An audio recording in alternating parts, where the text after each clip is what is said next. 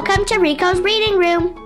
In today's video, I'm going to read a book about heartfelt gifts. I hope you enjoy it. The Perfect Sushi by Emily Satoko Seo. Art by Mique Moriuchi. If you have this book at home, go and grab it so you can read along with me.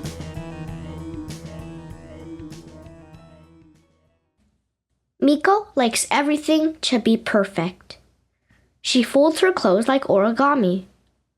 She always paints inside the lines and writes each character neatly and carefully.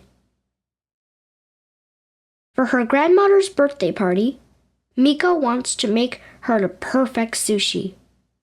Bobby adores sushi. Miko hops to it. She grabs some rice and makes a ball. She takes a slice of fish and places it on top. She adjusts the topping. Something doesn't look right. She tries again. She rolls a ball. She tops the rice. She tinkers with the topping. She repeats this process over and over again. No matter what she does, not a single piece looks perfect. Miko asks her grandfather for help. Gigi touches his heart. Kokoro, let's begin. He pulls out a hachimaki, wraps the cloth around Miko's head, and ties a knot. Gigi slaps vinegared water on his hands. Pan! Miko taps vinegared water between her hands. Pon! Gigi shapes the sushi rice. Fwa fwa fwa. Miko squeezes the sushi rice. Gyu, gyu, gyu. Gigi takes a slice of fish in one hand, places the rice on top with the other, and sculpts the nigiri with both hands. Kuru, kuru, kuru.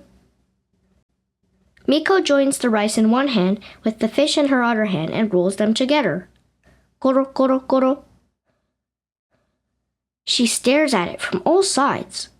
Something still doesn't look right. She persists. She takes some rice, gyu fwa gyu, and forms the nigiri. Koro koro kuru.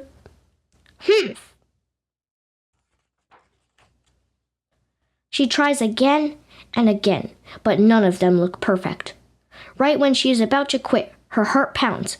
Don't give up. Miko keeps going until eventually her platter is full of lopsided sushi. She steams up like a rice cooker and yanks off her hachimaki. Miko stomps around outside. As her feet pound a cobblestone path, she hears a precise, perfect rhythm. Pippo, pippo, pippo. Intrigued, she follows the sound. Her plod slowly turns into a prance that matches the rhythm of the beat. Pippo, pippo, pippo. She peeks through the window. Beautiful dishes sail by like boats on a gentle river. When she steps inside, the smell of steamed rice and vinegar fills her nose. Each passing plate holds the most exquisite pieces of sushi. Perfect for Bobby, Miko exclaims. She looks around, but not a single person is making the dishes. A robot assembles the sushi quickly and flawlessly. Pippo, pippo, pippo.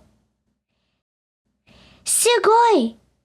Miko is amazed by the robot's precision. She orders one deluxe platter, then races home with a skip and a hop.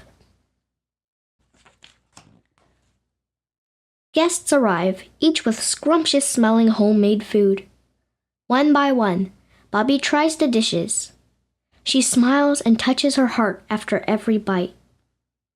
Then Bobby tries a piece of the robot-made sushi from the platter Miko brought. She tastes it and smiles, but does not touch her heart. Miko's own heart sinks. Miko walks past the other dishes. Noodles that are too short, dumplings that are too flat, and a cake that is too puffy. None look perfect. If only. She dashes to the kitchen to rescue her homemade sushi. One more dish. Miko gives Bobby her handmade platter. Her heart skips a beat as Bobby tastes a piece. Bobby smiles and places Miko's hand on her heart. Miko glows. Then she knows.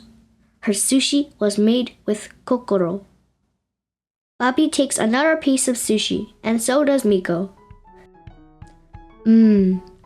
Kanpeki, says Bobby. Miko agrees. Perfect. The end. Thank you for listening to my reading. Please like, subscribe, and ring the bell for more videos. And always keep reading.